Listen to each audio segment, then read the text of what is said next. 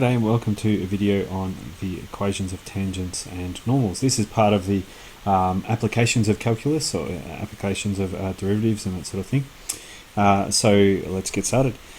So I guess if we've got a graph here, some sort of function, at every point along this function, there are going to be two things. It's going to have a tangent, which is where it touches the graph with the same gradient at that one particular point.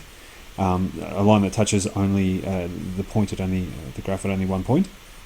And it's also going to have a normal, which is perpendicular to the tangent, but it still passes through that exact same point.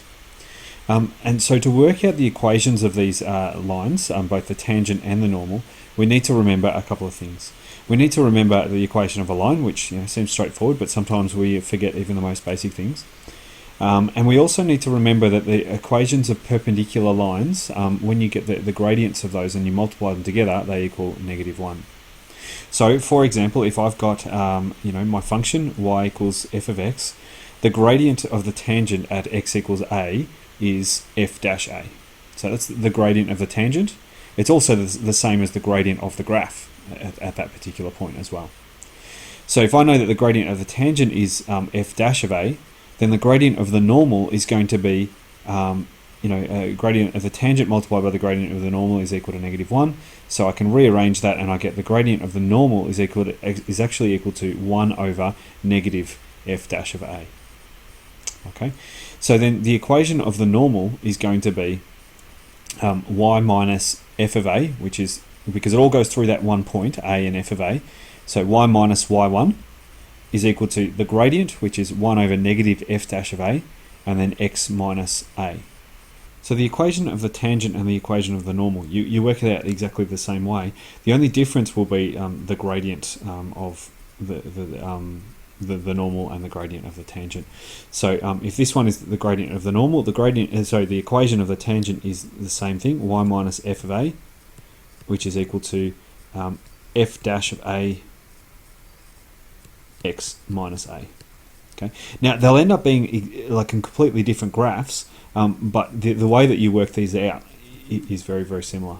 Okay, so you can't just change the gradient and expect that the graph will be the same. So I might show you I'll show you an example right now, because some people just change the gradient and it doesn't work so well. If I've got here my equation, f of x equals x squared minus 4x, and I want to find the equation of the tangent and the equation of the normal at the point 1, -3, I can now go about that. So I find the derivative, which is f dash x, which is 2x minus 4, and I want to find the derivative at that particular point of when x equals 1. So when x equals 1, I find it has the gradient of -2. So the gradient of the tangent is -2.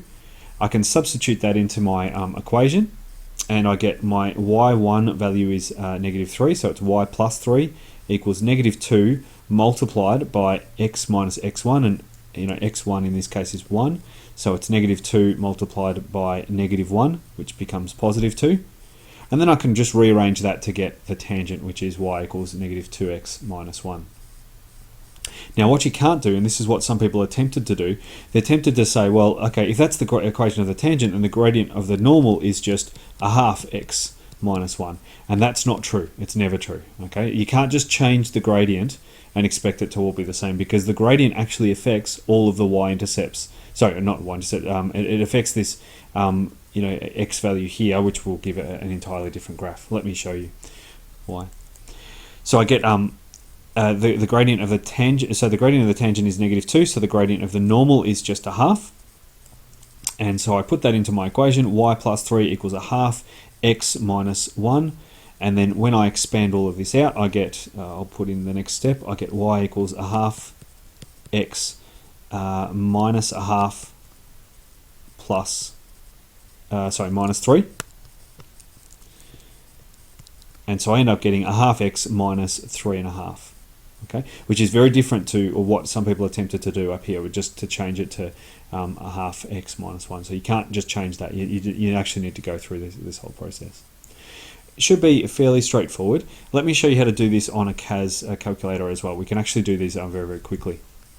finding the tangent and the normal of the CAS calculator, we can go to the catalogue, which is this button just here, the one I've got circled in yellow, and then you can go down to tangent line, and tangent line will say, it will ask you for the expression first, which I had was x squared minus 4, my variable, which is usually x, and the point in which I want to find that, which is x equals 1.